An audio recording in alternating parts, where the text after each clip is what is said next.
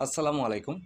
SSC 2024 ব্যাচের শিক্ষার্থীরা, তোমাদের জন্য আমি ইতিমধ্যে টেস্ট এবং ফাইনাল পরীক্ষার জন্য সাধারণ গণিত হতে সাজেশন দিয়েছি এবং সেখানে আমি তোমাদের দেখিয়েছি তোমাদের কোন কোন অধ্যায়ে তোমাদের জোর দেওয়া প্রয়োজন এবং এর পরবর্তীতে আমি তোমাদের মূল বই থেকে বীজগণিত অংশে কী কী পড়বে সেই সম্পর্কে একটি ক্লিয়ার ধারণা দিয়েছি। তো সেই ধারাবাহিকতায় আজকে আমি তোমাদের ত্রিকোণমিতি, পরিমিতি এবং পরিসংখ্যান এই তিনটি অংশের গুরুত্বপূর্ণ অংশগুলো আজকে মূল বই থেকে দেখাবো। তো তোমরা মনোযোগ দিয়ে খেয়াল করো।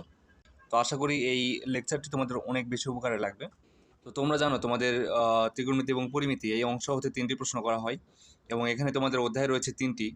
একটি হচ্ছে নবম অধ্যায়, যেটা হচ্ছে ত্রিকোণমিতিক অনুপাত। দশম অধ্যায় হচ্ছে দূরত্ব উচ্চতা এবং 16তম অধ্যায় যেটা পরিমিতি। এই 3টি অধ্যায় তোমাদের রয়েছে। তো প্রথমে আমি তোমাদের এই নবম যে অধ্যায় রয়েছে ত্রিকোণমিতিক অনুপাত, সেই অধ্যায় সম্পর্কে আলোচনা করব। ত্রিকোণমিতি এবং পরিমিতি অংশে তোমাদের 3টি অধ্যায় থেকে আসলে 3টি প্রশ্ন করা হয়। সেই হিসেবে তোমাদের আমি বলেছি যে সবচেয়ে বেশি গুরুত্ব দিবে দশম অধ্যায়, তারপর নবম অধ্যায় এবং সবশেষে যারা 3টি প্রশ্নেরই প্রিপারেশন নিতে চাও তারা 16তম অধ্যায়টি ভালো করে দেখবে। তো প্রথমে আসি তোমাদের নবম যে অধ্যায় রয়েছে ত্রিকোণমিতিক অনুপাত। তো এখান থেকে তোমরা উদাহরণ 8, উদাহরণ 10 এবং উদাহরণ 11 যে প্রশ্নটি দেখতে পাচ্ছ এটা গুরুত্ব সহকারে করবে।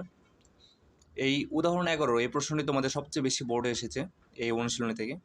তো বুঝতে পারতেছো এই অঙ্কের গুরুত্ব কতটুকু।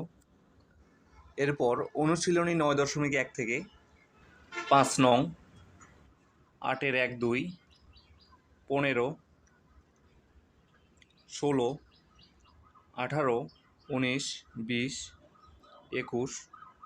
এখানে 19 এবং 20 নং প্রশ্ন আসলে একই ধরনের, রুট সংক্রান্ত। তো এখানে শুধুমাত্র যে কোনো একটি সমাধান করলে আসলে হয়ে যাবে। তারপর এখান থেকে তোমরা করবে 24 এবং 25 নং যে সৃজনশীল তোমরা দেখতে পাচ্ছ এই প্রশ্নটি তোমরা প্র্যাকটিস করবে। 9.2 থেকে তোমরা এই উদাহরণ 14 যে প্রশ্নটি দেখতে পাচ্ছ এটি ফুল করবে। এই 4টি ক, খ, গ, ঘ এই 4টি প্রশ্নই তোমরা সমাধান করবে। এরপর অনুশীলনী থেকে তোমরা 17 নং প্রশ্ন এবং এখানে তোমরা দেখতে পাচ্ছ 18, 19 এবং 21 এই 3টি প্রশ্ন আসলে একই ধরনের। তোমরা এই 3টি থেকে যে কোনো একটি সলভ করলে আসলে 3টা প্রশ্নের সমাধানে তোমরা বুঝতে পারবে। তো আমি এখান থেকে 21 নং প্রশ্ন দেখাই দিচ্ছি। তারপর এখান থেকে 20, 25, 26। তো এই সমাধান সংক্রান্ত এই দুটি প্রশ্ন খুব ভালো করে করবে। এখানে সৃজনশীল আসে 29 এবং 30 নং এই দুটি সৃজনশীল করার জন্য সাজেস্ট করব। খুবই গুরুত্বপূর্ণ দুটি সৃজনশীল, বিশেষ করে 29 নং সৃজনশীল অনেক বোর্ডে আসছে দেখা গেছে। এরপর আসি তোমাদের দশম যে অধ্যায় রয়েছে দূরত্ব উচ্চতা। এখান থেকে তোমরা উদাহরণ 4, উদাহরণ 5, উদাহরণ 6 এবং অনুশীলনী থেকে 12, 14, 15, 16, 17, 18 এই প্রশ্নগুলো ভালো করে করবে। এর ভেতরে 18 নং প্রশ্ন যে প্রশ্নটি দেখতে পাচ্ছ 18 নং, তো এটার গুরুত্ব হবে সর্বাধিক। বেশিরভাগ বোর্ডে এই প্রশ্নটি আসে দেখা গেছে। এখান থেকে ঘুরে ফিরে যদি কোনো প্রশ্ন আসে সেটা হচ্ছে 18 নং এই প্রশ্নটি। এখানে 18 নং প্রশ্ন থেকে বেশিরভাগ সিকিউ প্রশ্ন করা হয়। তোমরা এই প্রশ্নটি খুবই গুরুত্ব দিবে এবং 19, 20, 21 এই 3টি সিকিউ এর ভিতরে তোমরা 20 নং সৃজনশীলটি করতে পারো। এরপর আসে অধ্যায় 16 পরিমিতি নিয়ে। 16.1 থেকে তোমরা উদাহরণ 4, উদাহরণ 6 এবং অনুশীলনী থেকে তোমরা 2, 5, 8 যেটি হচ্ছে উদাহরণ 6 এটার মতো, 9 এবং 10 নং যে সৃজনশীল দেখতে পাচ্ছ এটা করবে। এগুলো তোমরা প্র্যাকটিস করবে। 16.2 তোমাদের চতুর্ভুজ ক্ষেত্রের ক্ষেত্রফল নিয়ে আলোচনা করা হচ্ছে। তো এখানে উদাহরণ 9, উদাহরণ 10, উদাহরণ 14 খুবই গুরুত্বপূর্ণ একটি সৃজনশীল ট্রাপিজিয়াম নিয়ে এবং উদাহরণ 16 এগুলো করবে এবং অনুশীলনী 16.2 থেকে 5, 9, 12 এবং 14 নং এই সৃজনশীলগুলো দেখতে পারো। এরপর আসে 16.3 যেটা হচ্ছে বৃত্ত সংক্রান্ত পরিমাপ। এখান থেকে তোমরা উদাহরণ 21, উদাহরণ 23, উদাহরণ 27 এবং অনুশীলনী 16.3 থেকে 5, 7, তারপর 9 এই প্রশ্নগুলো তোমরা দেখতে পারো। 16.4 যেটা হচ্ছে ঘনবস্তু সম্পর্কিত।